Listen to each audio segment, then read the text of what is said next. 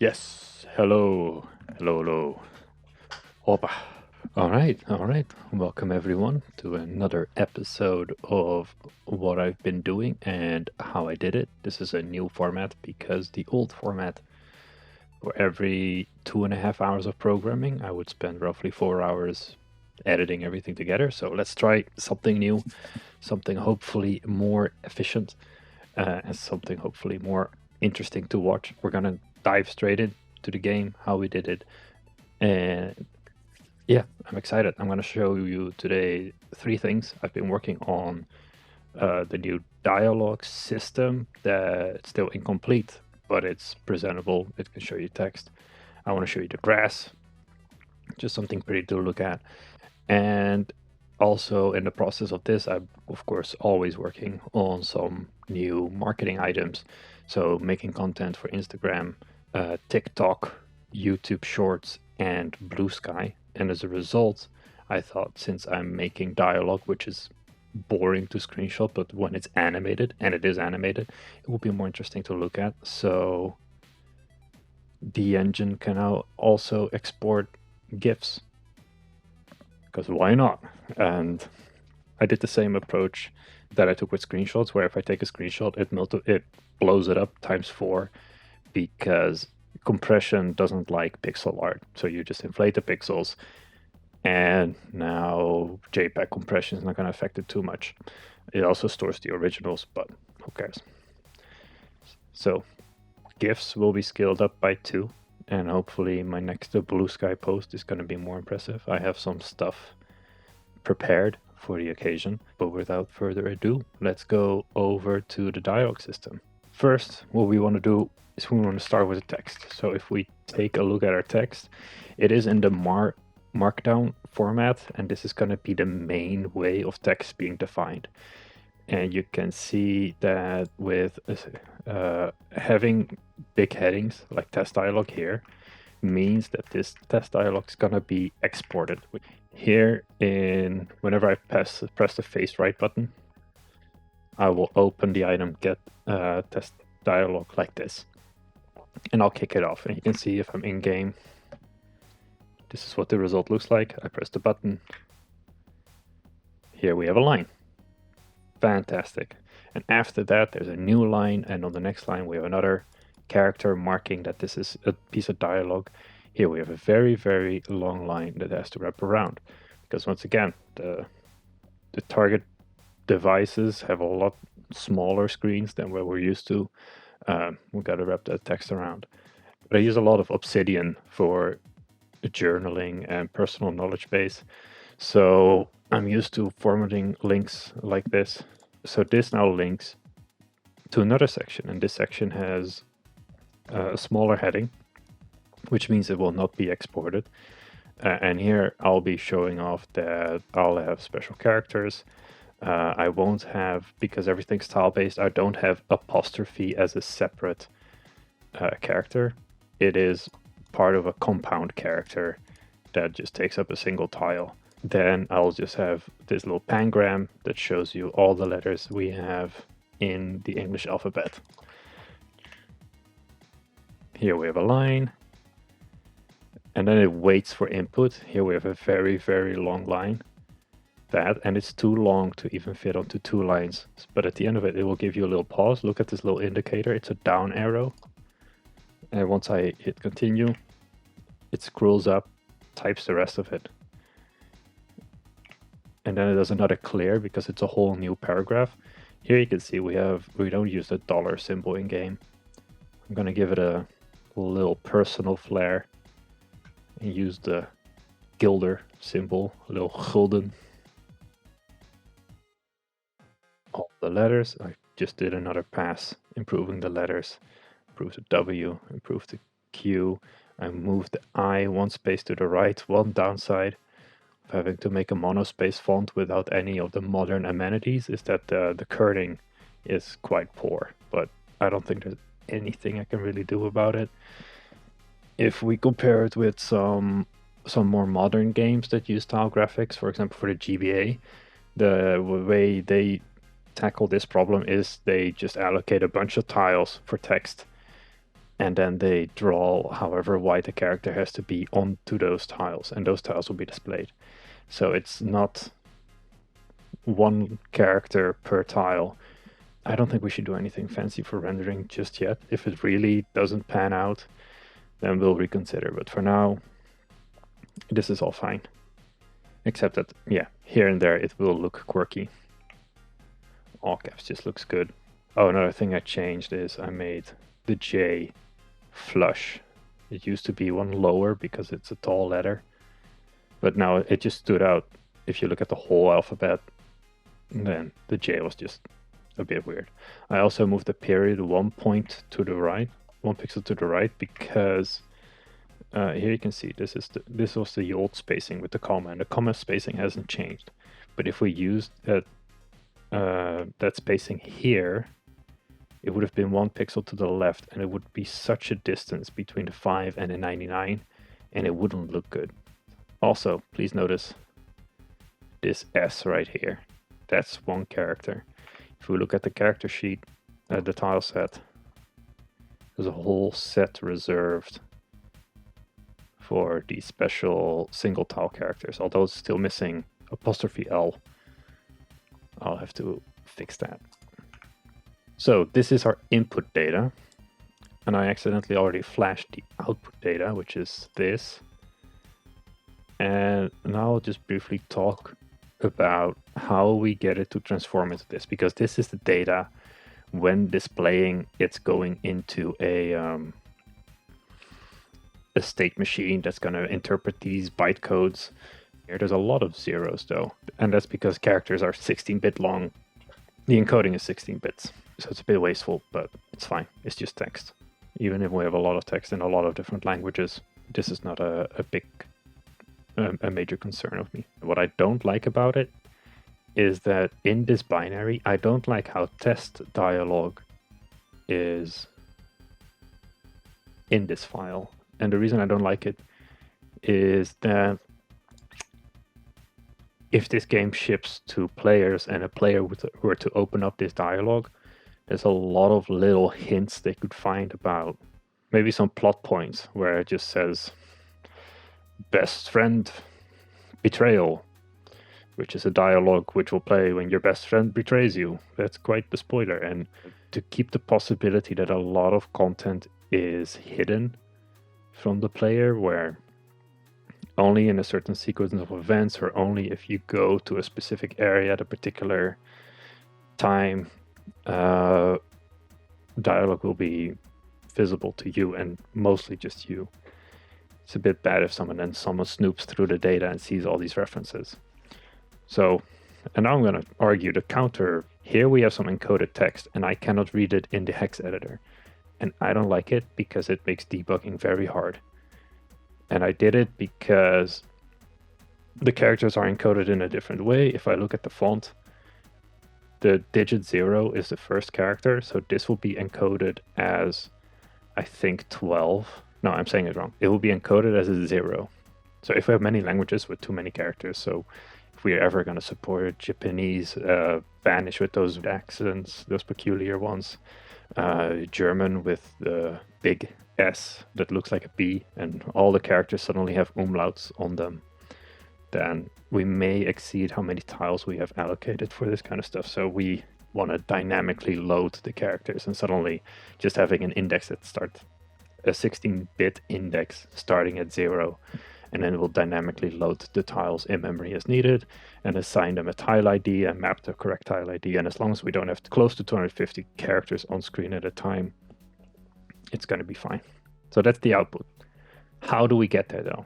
We have a whole cooking process, and the best part about the cooking process is that it's all just contained in one file. The text cooking file is 1200 something lines, 1257, very much contained. The way we create the output is first we take our input file, we tokenize it, we then turn it into a structure of dialogue, what did I call it?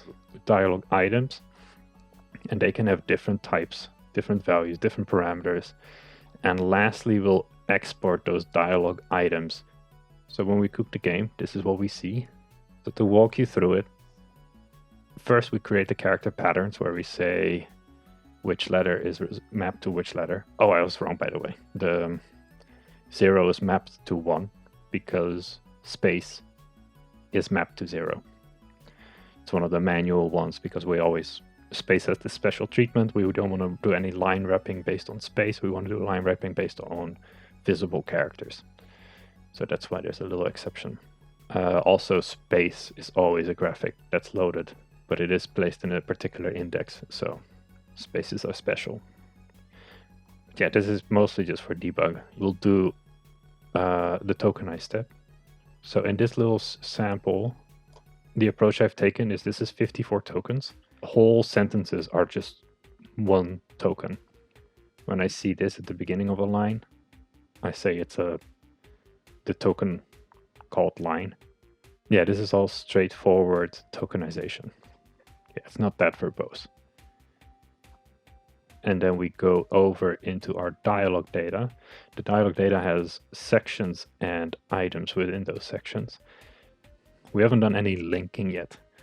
And here you can see we have a section called leap, but we don't have any parameters to it. You just only know the name of our target, but we don't know, here's the section that we're actually linking.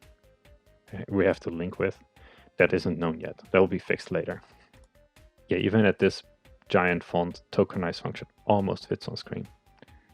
The last token we insert is an end of stream.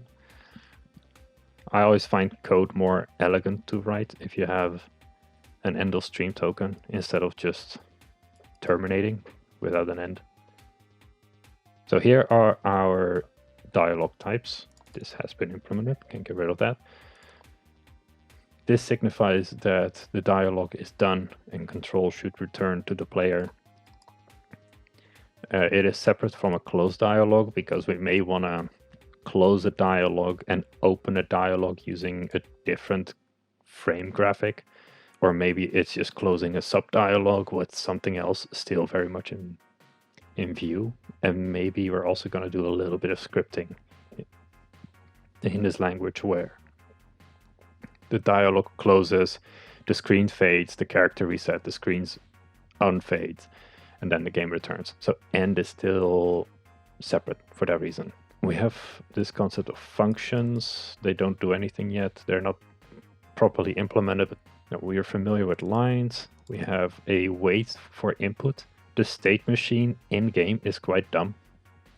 So we're doing a lot of the work ahead of time. So if we show a line, we're going to wait for input, and then we're going to show you another line, and then we're going to wait for input. But oh, by the way, before we show you a line, we also call clear dialog. That whole flow, I'll walk you through how it's exported in a bit.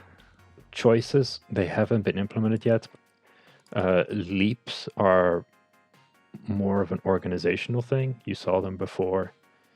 It's great for having, if you have a choice between A and B, it branches and it merges back and then it diverges later. So they're a great tool for that to reduce duplication. Also not implemented yet is conditions. Because it's C++, I have a copy of it, but this is the text array, so I can use this array for debugging. So I have something to print. The complexity really comes from how this dialog data then gets exported. I would say this is the juiciest bit. Let me open the text. Whenever we see a section that is exported, like test dialog, it is assumed that no other dialog is open. So when you see this, we need to open the dialog.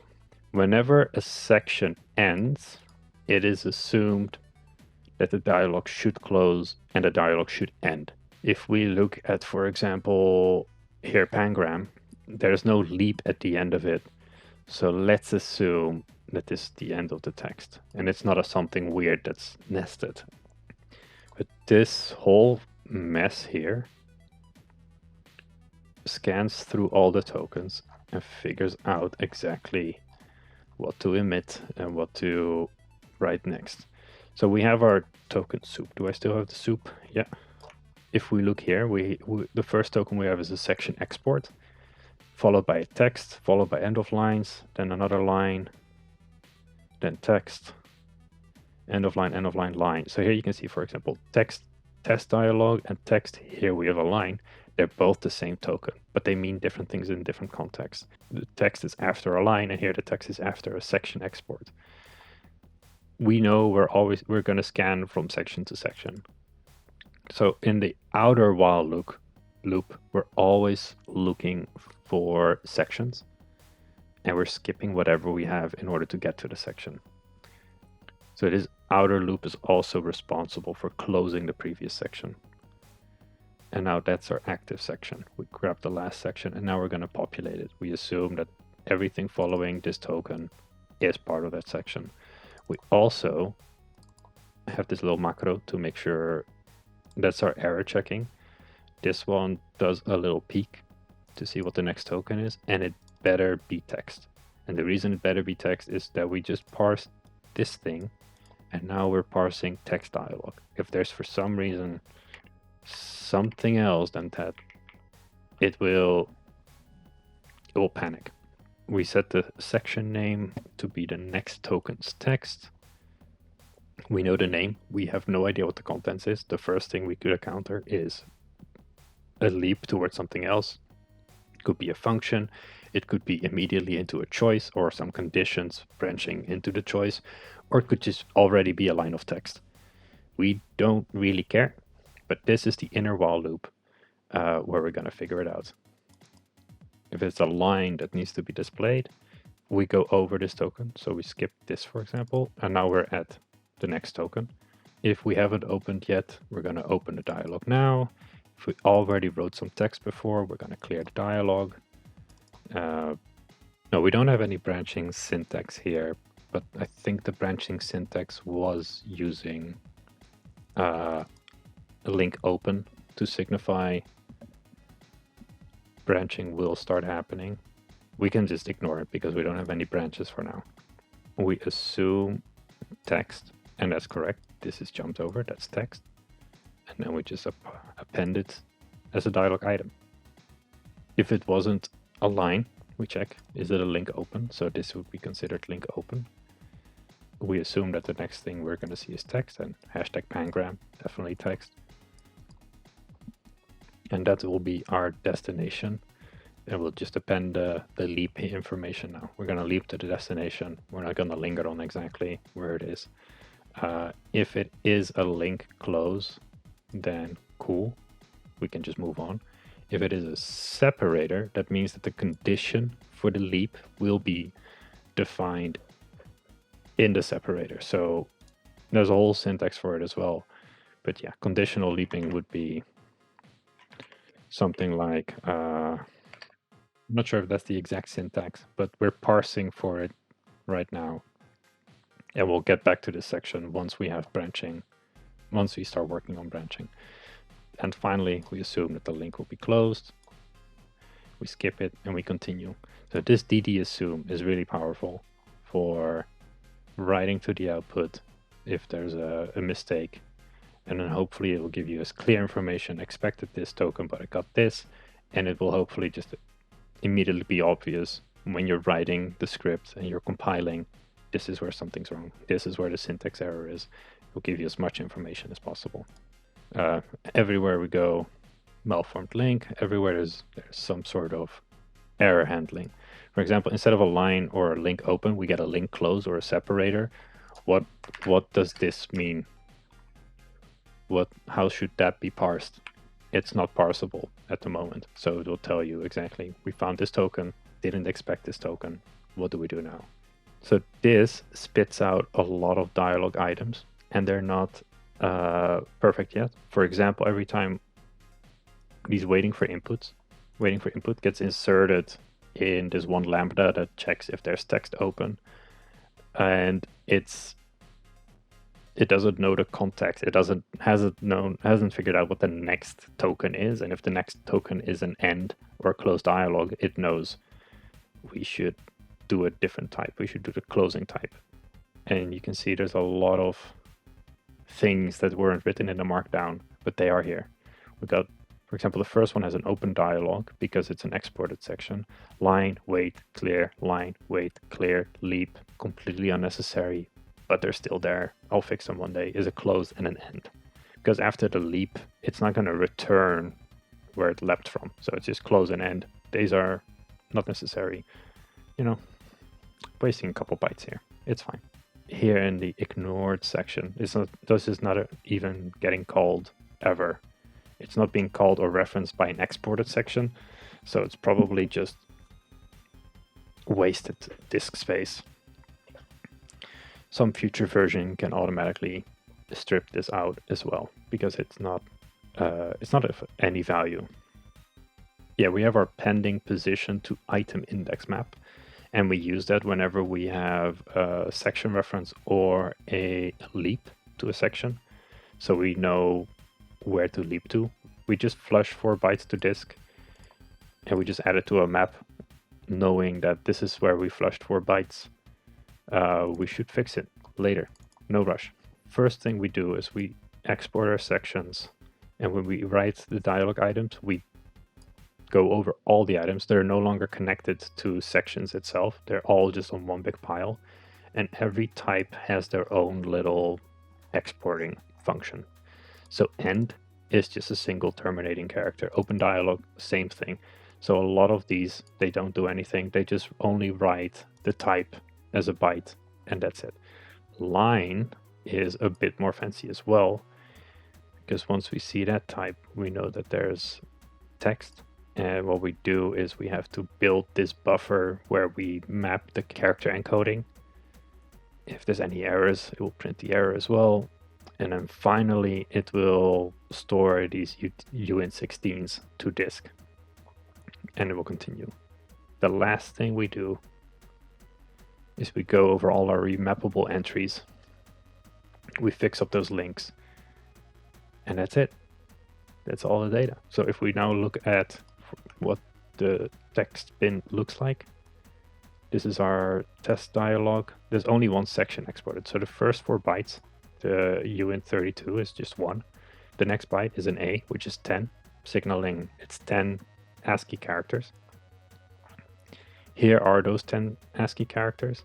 And then we have 4 bytes, which refer to the address that test dialog wants to load. And it's 19. I think 19 is right after.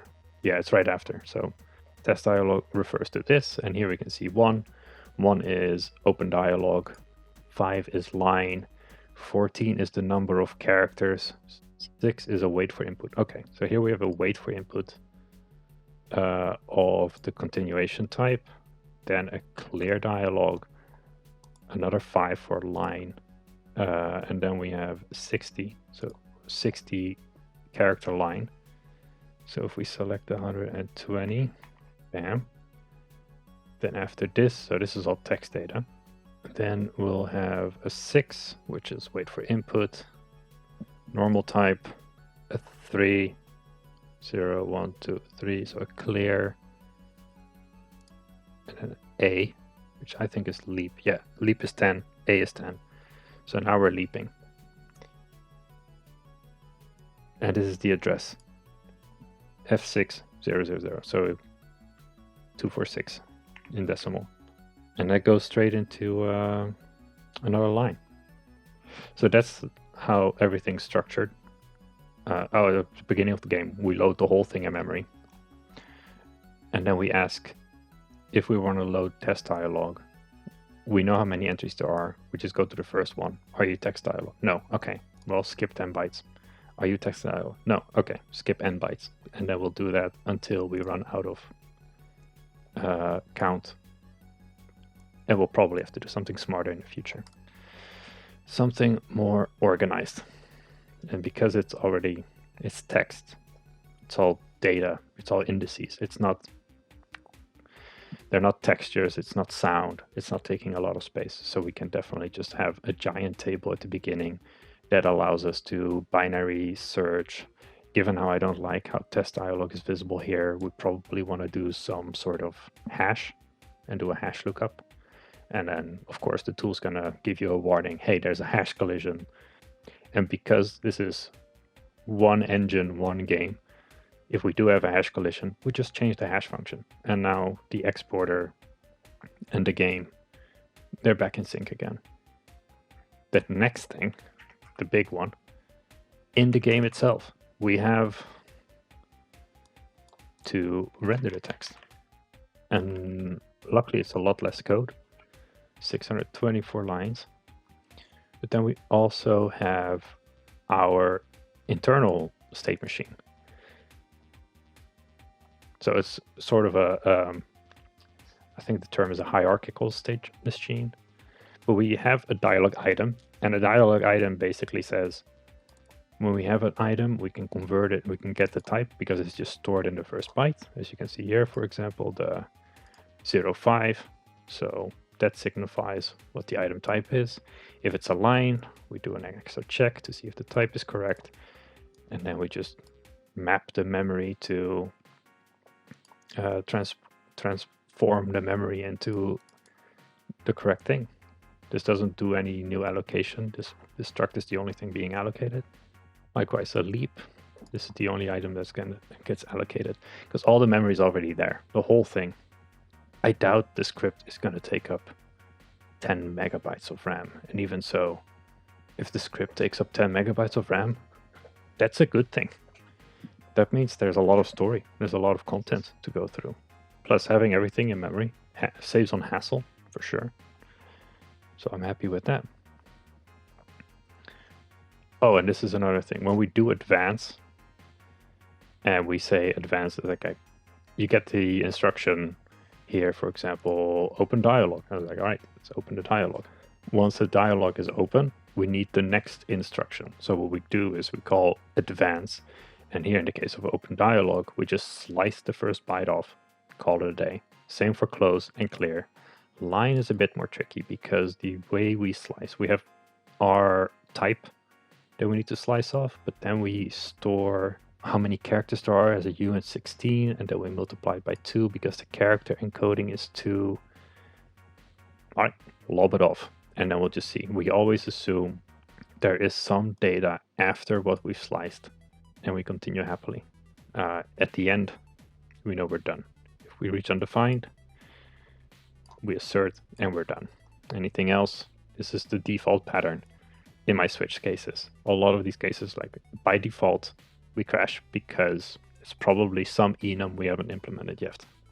Loading dialogs, literally open file, memcopy, close file.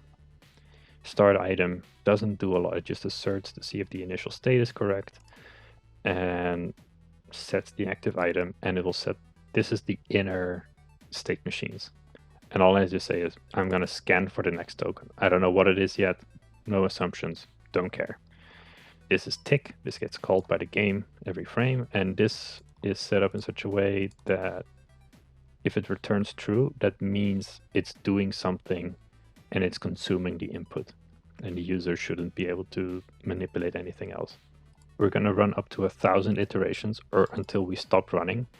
And the reason is the default behavior once we're done with a particular dialog item is just call scan next, and it's going to tell us what to do. And this while loop is just going to keep scanning for the next one.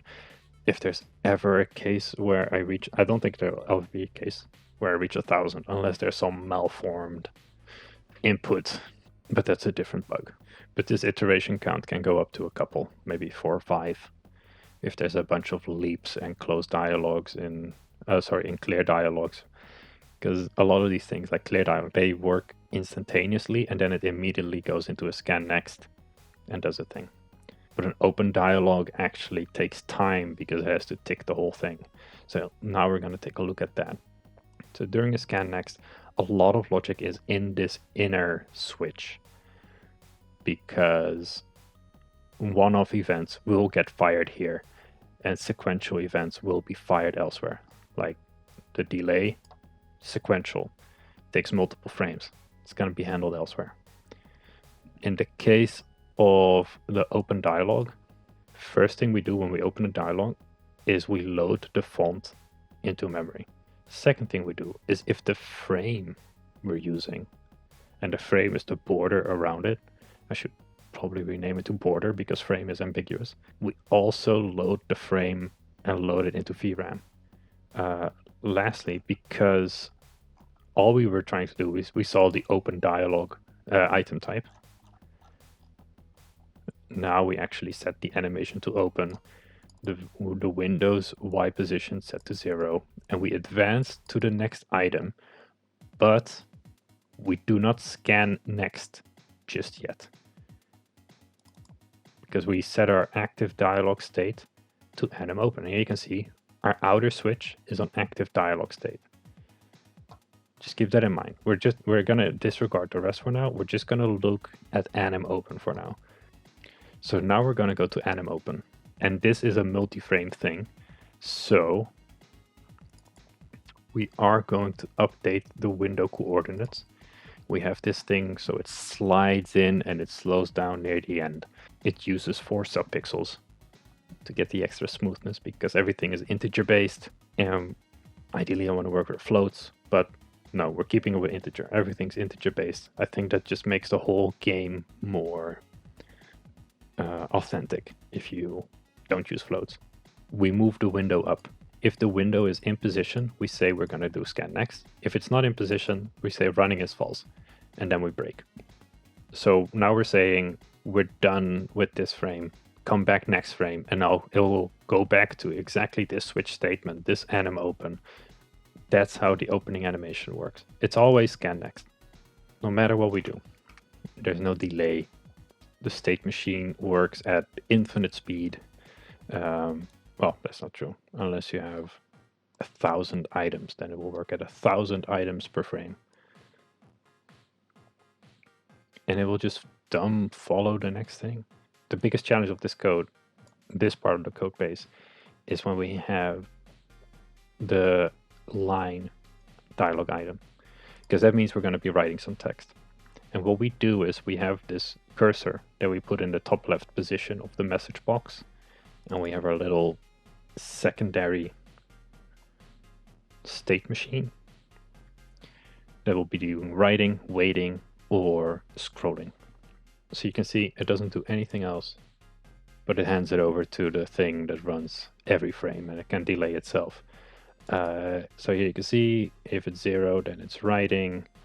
It has this character progress accumulator that it fills with character rate, and I don't know what it's set to right now. It's set to 8, and every time it exceeds 16, we'll type a character, up to 16 characters per frame.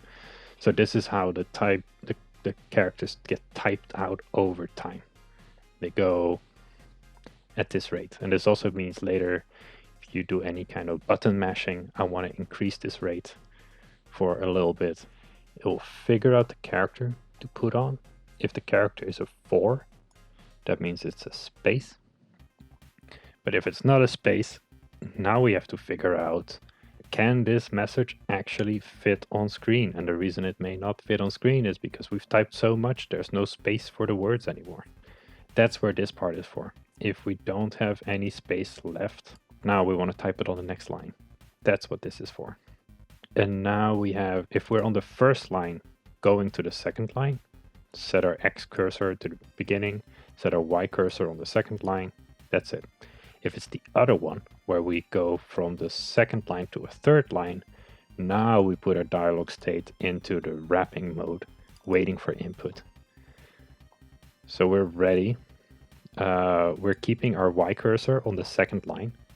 We're keeping our X cursor, we're moving it to the beginning of the line. And now we're just waiting. Lastly, we actually put the character on screen. If we're done writing the line, we call scan next, we advance the item, we're done with it. So here's the waiting logic. Lastly, here is the scrolling logic itself. So this takes as many states as needed. It's both a state but also a progress variable. So the first thing we do is we start counting our little accumulator. And once we hit state number 3, clear the first line. We copy the third line onto the second line. and then we clear the third line because there's a blank line between the text. And a bit later is we copy the second line to the first line and we clear the second line. And then we give a little bit more of a delay, and then we go back to the old state. And once we resume, it will start typing out on the bottom line like nothing happened. That's the whole dialogue system. Wow. I thought this whole technique of first making a thing, then talking about it, means I'd be more concise, but I doubt that I was actually any more concise. Let's just move on to the fun bits now, because you've seen it in action. Very happy with it. I love how it shows up. I love this little feedback. There's a little bit more love that we can add. If you spam A, it will type faster. In JRPG fashion, a lot of these games are meant for replayability. I guess the same thing happens. So if you, for example, press start, it will just automatically skip everything, assume everything is pressed maximum speed until you hit some sort of branching choice. That'd be cool to implement as well. That would really speed things up for repeat playthroughs. What I want to show you now, I think you just saw it. Let me put it closer, in case I want to frame us both on the same screen. Let's put it there. Look at the little guy. He now has shadows. Oh yeah, that's right. They have a little delay, 4 frames before the shadow comes out. Oh, spoiler. I was going to talk about that next.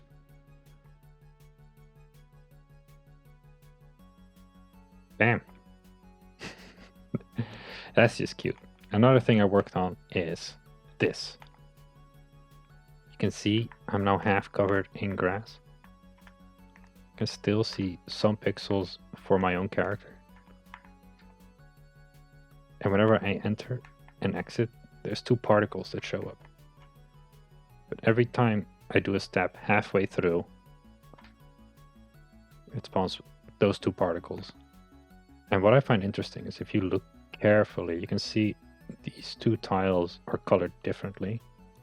If I go into slow motion, really look at my feet. They shift down, they shift down.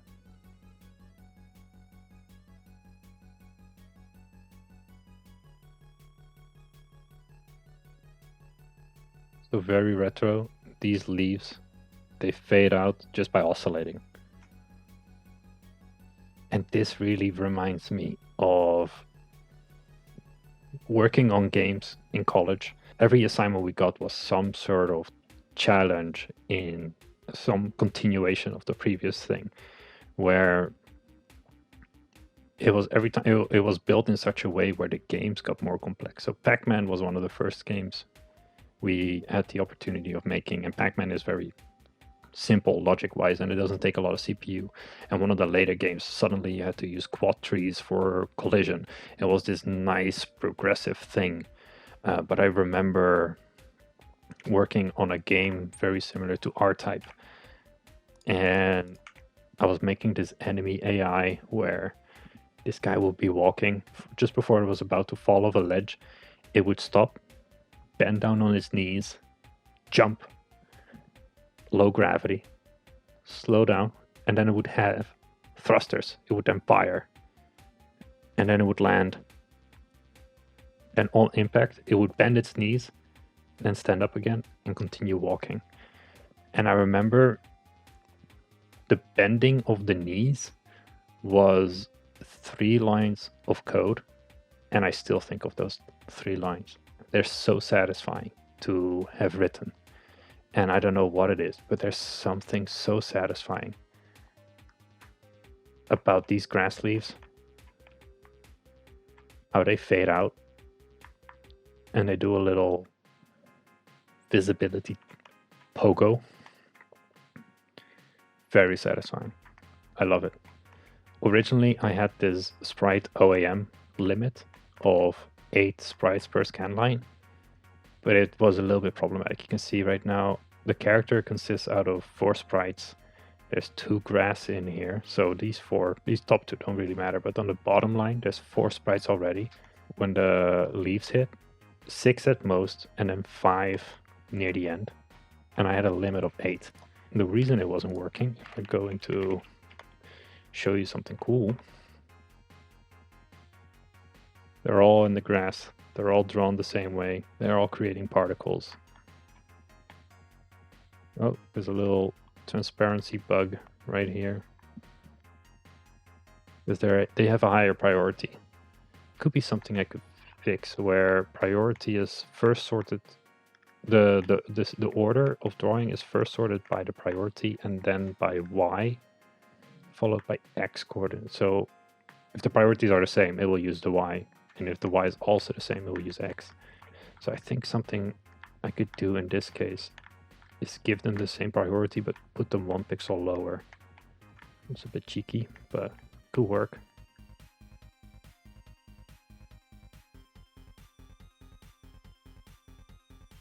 This just looks very satisfying. And I just love that every character is just as important as you are and has the same rendering. Oh yeah, the last thing. Because I wanted to record these videos, I added GIF support. The game will lag tremendously because we're doing a debug build and we're trying to record a GIF in a debug build. So runtime, LZ compression. During the runtime, we're figuring out which parts of the frame have changed, so it only stores the part of the frame that has. So it's a lot of work it's doing. Here we go. It's running at 30 FPS. That's how much it records as. It took an evening to implement. And then another evening to scale it up by 2 and do some proper testing. And the reason it only took 1 evening is because there's a guy who made an amazing library. 2 files. So a header of 33 lines and a CBP of 368. I have no idea. This is old school C, and I find it very painful to read and understand exactly what's happening. But I do find it very cool. Public domain. Well documented. The guy didn't mention his own name. I'm very happy with this. This is so simple. I had to make some tweaks. It was written in C. I'm writing this game both on Windows and on Linux with different compilers. And I can't get them to be friends. So this is one of the things I have. I have a define for create to underscore create. This is what's needed on Windows. This syntax, I don't remember what it was originally, but this is very C to do, where you say, I have a node with n children, so I'm just going to allocate the size of a node plus the number of children I want there. But this syntax, just to get it right in C++, was a bit tricky in 2 compilers. So that's why it took a bit longer. But once those things were patched out, once those were fixed, the library was smooth sailing. And it was really easy to use. And making a game with 256 colors, you just call new GIF. It requires a resolution, a palette, looking at the colors we have, and dumping them out. New GIF will return this GIF pointer. You just write to frame and you specify how long the frame is lasting. Because in GIF, that's part of the GIF format, you can define this frame is visible for so long. And it's this weird, it's in 1/100th of a second instead of in milliseconds. So it is what it is. You just call close GIF. That's it. 3 functions. And some mangling of getting the frame buffer to be in the correct thing. But it was so easy. I'm so happy. And then I recorded me running through grass like a happy man. Here we are. Very exciting times. Soon there will be some battling, because I bought an asset pack with some monsters in that meet all the technical requirements, and some of them are very cool looking. They're not original designs, they're not unique to creature, but they're very good for just starting out in getting the early battle system, getting things playable, and I'm really excited to get a fight going, because roughly 1/3 of the game you'll be spending it fighting. It better be good. Many thanks for tuning in. I'm excited to see you guys next time. All right, take care.